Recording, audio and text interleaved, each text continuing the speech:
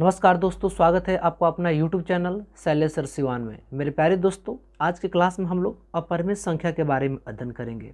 अगर इससे पहले वाला वीडियो आप लोगों ने 1.1 का भूमिका के बारे में नहीं देखा है तो मैं इसका लिंक डिस्क्रिप्शन बॉक्स में दे दिया हूँ। आप लोग पहले उस वीडियो को देख ले, फिर ये वाला वीडियो आपको समझ में आएगा। तो मेरे प्यारे दोस्तों, चलिए स्टार्ट करते हैं क्लास को और देखते हैं। हम लोग को पढ़ना है अपरिमेय संख्या के बारे में। अपरिमेय संख्या क्या होती है इसके विषय में जानेंगे, वास्तविक संख्या क्या होती है इसके विषय में जानेंगे। ठीक है, चलिए स्टार्ट करते हैं हम लोग। तो देखिए, अब हम लोग को पढ़ना है अपरिमेय संख्या, इरेशनल नंबर। देखिए, अपरिमेय संख्या का अंग्रेजी होता है, इंग्लिश होता है इरेशनल नंबर। इसके विषय में जानेंगे हम लोग। ठीक है, देखिए इसका डिफिनेशन होता है वैसी संख्या जिसे p/q के रूप में नहीं लिखा जा सकता है उसे अपरिमेय संख्या कहते हैं। जहाँ q इज नॉट इक्वल 0, जो q का वैल्यू है वह 0 के बराबर नहीं होगा। जैसे में √2, √3, √5, √7, पाई इत्यादि, ये सब क्या है? अपरिमेय संख्या है। और देखिए, आप कह सकते हैं कि p और जो q होगा वह पूर्णांक हो सकता है। क्या हो सकता है? पूर्णांक हो सकता है। ठीक है ना। इस बात का देखेंगे कि वैसी संख्या जिसे p/q के रूप में नहीं लिखा जा सकता है उसे अपरिमेय संख्या कहते हैं, जहाँ q इज नॉट इक्वल 0। जैसे में √2, √3, √5, √7 और पाई इत्यादि सब क्या है? अपरिमेय संख्या है। ठीक है। अब पढ़ना हम लोग को है वास्तविक संख्या। ध्यान दीजिए, थोड़ा ध्यान देंगे। कह रहा है कि परिमेय और अपरिमेय संख्याओं का संग्रह वास्तविक संख्या कहलाता है और इसे R से सूचित करते हैं। अच्छा, वास्तविक संख्या में क्या आ जाएगा? थोड़ा सा ध्यान दीजिए। वास्तविक संख्या में क्या क्या आ सकते हैं, थोड़ा यहाँ देखिए क्या क्या आ सकता है। जैसे मान लीजिए कि सबसे पहले देखिए, जैसे मान लीजिए कि प्रकृत संख्या 1, 2, 3, 4, 5 ... उसके बाद से 0, उसके बाद से ऋणात्मक संख्या 1, -2, -3, -4 ... उसके बाद से परिमेय संख्या जैसे कि 1/2, 3/2, 5/4। समझ में आ रहा है ना? ये सब संख्या है। उसके बाद से आ जाएगा √2, √3, √5। ये सब पूरा मिलाकर ये क्या बनाता है? ये वास्तविक संख्या का निर्माण करता है। वास्तविक संख्या कहलाती है। ठीक है ना।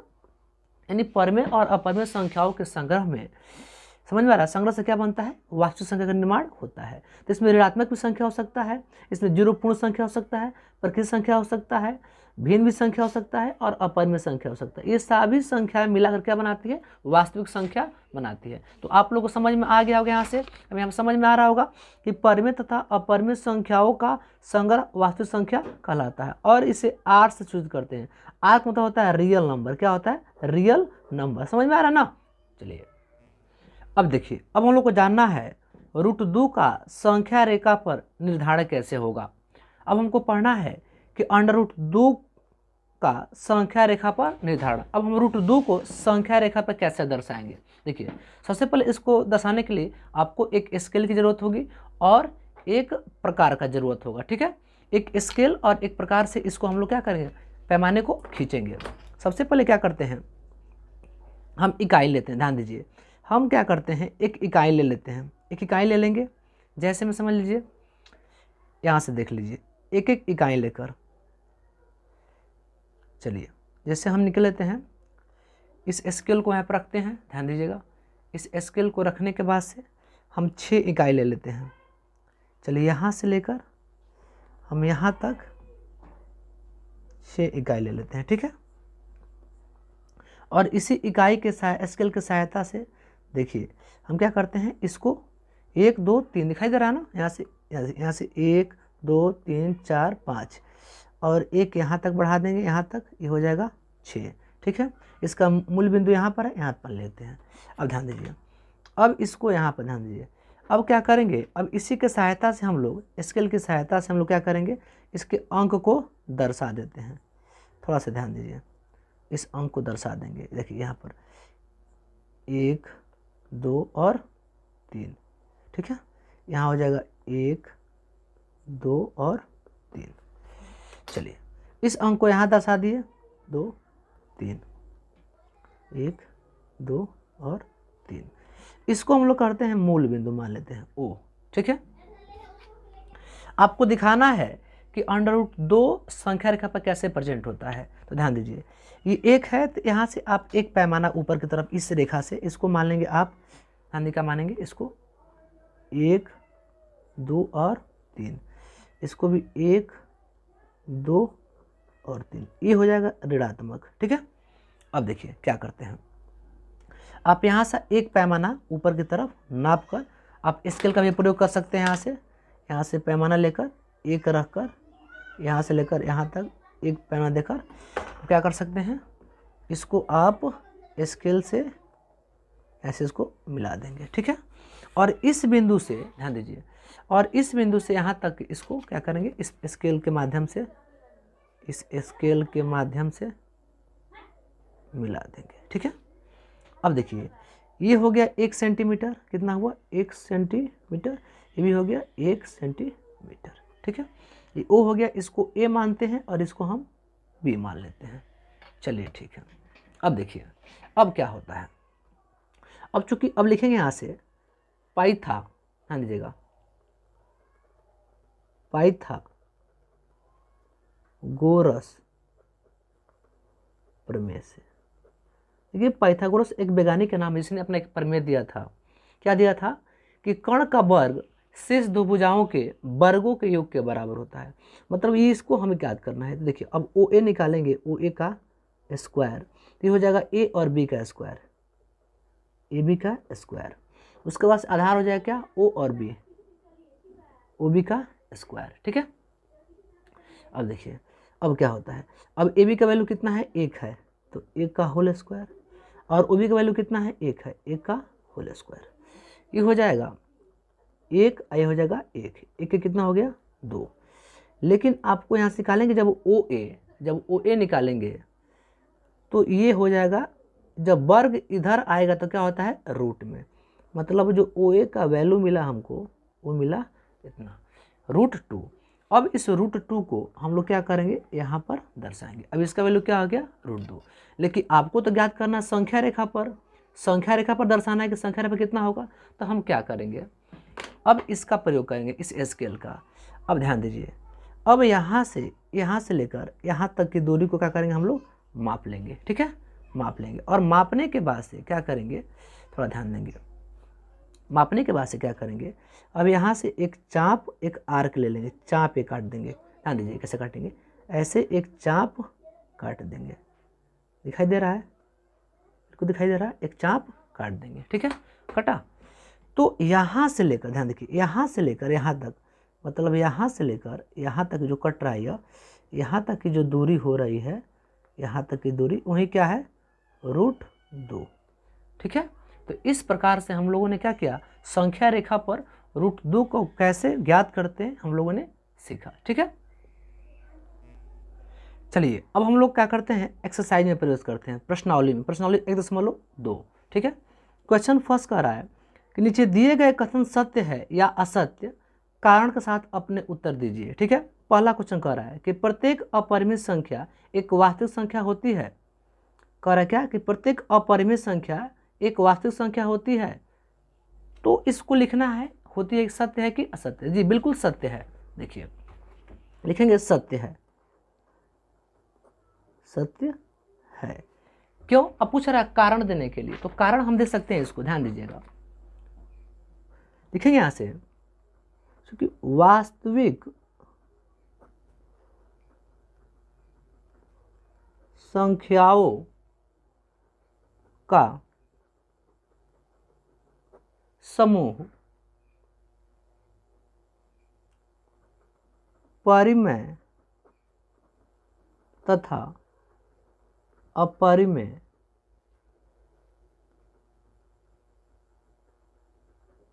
संख्याओं को मिलाकर बनता है। ठीक है, ये पहला हो गया। दूसरा देखिए, दूसरा क्या कह रहा है, ध्यान दीजिए, दूसरा आपके कह रहा है कि संख्या रेखा का प्रत्येक बिंदु √m के रूप में होता है जहां m एक प्रकृत संख्या है। चलिए इसको भी चेक कर लेते हैं, देखते हैं। लिखेंगे यहाँ से असत्य है, क्या है? असत्य है।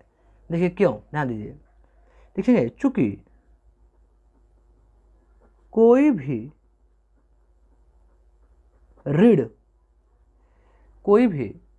ऋण संख्या किसी भी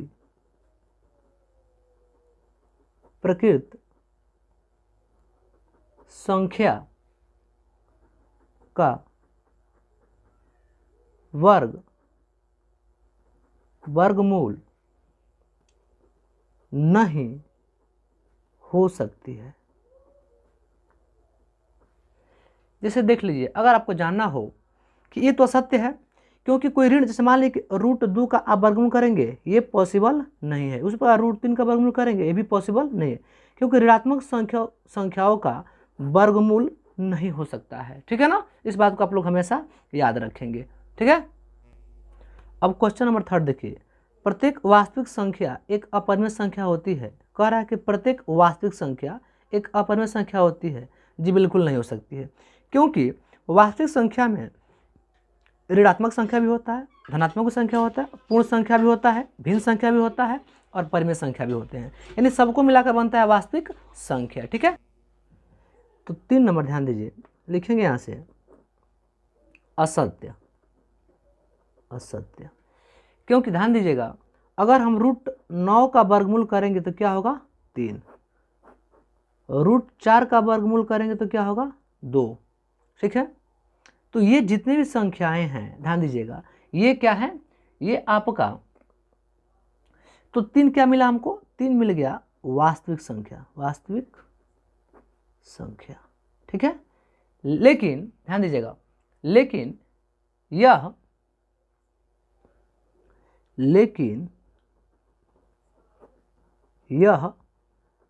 अपरिमेय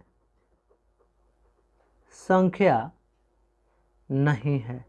ठीक है ना, अपरिमेय संख्या नहीं है, क्योंकि 9 का वर्गमूल क्या हो गया? 3 हो गया, और 4 का वर्गमूल क्या हो गया? 2 हो गया। तो इस प्रकार से हम सभी संख्याओं को नहीं कह सकते हैं कि क्या होगा, वह सभी संख्याएं क्या, प्रत्येक वास्तविक संख्या एक अपरिमेय संख्या नहीं हो सकती है। इस बात को आप लोग समझ लेंगे। ठीक है, अब देखिए क्वेश्चन नंबर 2, क्या सभी धनात्मक पूर्णांकों के वर्गमूल अपरिमेय होते हैं?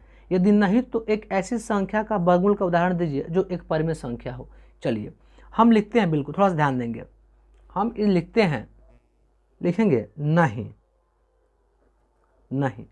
क्योंकि देखिए एक उदाहरण दे रहे हैं, ध्यान दीजिएगा, इसका एक एग्जाम्पल दे रहे हैं। इस √9 को ले लीजिए, इसका वर्गमूल कितना हो गया?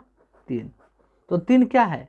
ये जो 3 है, ये क्या है? परिमेय है, परिमेय संख्या है। ठीक है ना, ये परिमेय संख्या है। तो 3 क्या लिख सकते हैं हम लोग? 3 को लिख सकते हैं 3/1, यानी यह P/Q के रूप में मौजूद हो रहा है, इसलिए क्या है?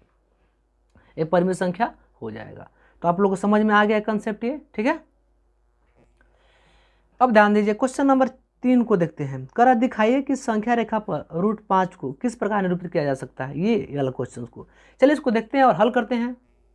चलिए देखिए, सबसे पहले क्या करते हैं हम लोग, एक स्केल लेते हैं और स्केल पर ये इकाई को खींच लेते हैं। थोड़ा ध्यान देंगे, इसको हम लोग क्या करते हैं, अंक लेकर 1 से लेकर यहाँ से लेकर हम लोग क्या करते हैं 12 तक एक इकाई को ले लेते हैं, और प्रत्येक इकाई पर एक हमें चिन्ह लगा देते हैं, जैसे कि 1 2 3 4 5 6 7 8 9 10 11 12 ऐसे लगा दिए, जिससे पहचान ये हो जाएगा कौन सा अंक कहाँ पर है। और इसको हम क्या करते हैं, ऐसे लिख लेते हैं 1 2 3 4 5 6 8 9 10 और ऐसे हो गया। ठीक है, इसको हम क्या करते हैं, काउंट कर लेते हैं। तो 1 2 3 4 5 6, यहाँ पे इसको मूल बिंदु मान लेते हैं। इसको लिखते हैं 1 2 3 4 5 और 6। यहाँ पे लिखते हैं 1 2 3 4 5 और 6। ये सब ये माइनस हो जाएंगे क्योंकि ऋणात्मक होता है। अब देखिए, अब क्या करना हमको है, अब आपको क्या करना है, कि नीचे से यहाँ से देखिए, यहाँ से लेकर 2 स्केल ले लेना है, 2 इकाई लेना है। कहाँ से लेना है? यहाँ से यहाँ तक 2 इकाई लेना है, और 2 इकाई आप यहाँ से यहाँ तक ले लेंगे, यहाँ से यहाँ तक 2 यूनिट लेंगे, ठीक है। और ऊपर लेंगे 1 इकाई। कितना? 1 इकाई। चलिए हम 1 इकाई यहाँ से ले लेते हैं। इस पैमाने को हम लोग माप कर 1 इकाई हम यहाँ से ले लिए, ठीक है। 1 इकाई हुआ। अब इस रेखा को हम लोग क्या करते हैं, यहाँ से इस बिंदु को ध्यान देंगे, यहाँ से इस बिंदु को क्या करते हैं हम लोग, यहाँ से इसको मिला देते हैं, ठीक है। इसको हमने, चलिए पेन से मिला देते हैं, दिखाई देगा आपको, ठीक है। इसको भी हम मिला देते हैं, 1 इकाई लेकर 1 यूनिट हो गया। चलिए याद रखिएगा कि यह 2 सेंटीमीटर है और ये कितना है? 1 सेंटीमीटर। ये O है, इसको हम A मान लेते हैं और इसको हम B मान लेते हैं, ठीक है। अब देखिए, अब वही करेंगे पाइथागोरस प्रमेय से, पढ़ाए थे आप लोग को कि पाइथागोरस प्रमेय से, ठीक है। पाइथागोरस प्रमेय से ध्यान दीजिए। अब निकालेंगे हम OA का, तो OA का स्क्वायर क्या होता है? OB का स्क्वायर प्लस AB का स्क्वायर, ऐसे लिख सकते हैं। तो OB का वैल्यू है 2 और इसका वैल्यू है 1। ये OB का वैल्यू यहाँ से यहाँ तक कितना है? 2। यहाँ से यहाँ तक कितना है? 2 है, तो 2। और AB कितना है? 1, तो 1 का होल स्क्वायर। अब 2 का वर्ग करेंगे कितना हो जाएगा? 4, और 1 का वर्ग करेंगे 1, ये जोड़ेंगे कितना हो जाएगा? 5। यानी जब हम OA का वैल्यू निकालेंगे तो ये हो जाएगा रूट में 5, यानी ये मिला हमको रूट में 5, ठीक है। इसको लिखेंगे यहाँ से रूट में 5 हो जाएगा, ठीक है। लेकिन हमको क्या करना है? हमको इस संख्या रेखा पर दर्शाना है, तो क्या करें? ध्यान दीजिए। अब यहाँ से इस पैमाने को माप लेंगे, ठीक है। मापने के बाद से क्या करेंगे, थोड़ा ध्यान दीजिएगा। क्या करेंगे, यहाँ पे इसको रखेंगे, यहाँ पर रखने के बाद से एक हम आर्क ले लेंगे। क्या करेंगे? एक आर्क को खींचेंगे, और जो ये आर्क बन रहा है, जो यह कट रहा है, ध्यान दीजिए, ये वाला जो भाग कट रहा है, यही क्या हुआ? यही वाला जो भाग हो जाएगा आपका रूट 5 संख्या रेखा पर, ठीक है। तो इस प्रकार से हम लोगों ने क्या किया, संख्या रेखा को और अंडर रूट 5 को संख्या रेखा पर दर्शा दिया, ठीक है। तो मुझे उम्मीद और पूरा विश्वास है कि आप लोग का ये वीडियो क्लास अच्छा लगा होगा। अगर अच्छा लगता है तो आप लोग मेरे चैनल को लाइक, सब्सक्राइब, कमेंट, शेयर जरूर करें। फिर मिलते हैं हम लोग अगले क्लास में, तब तक के लिए जय हिंद।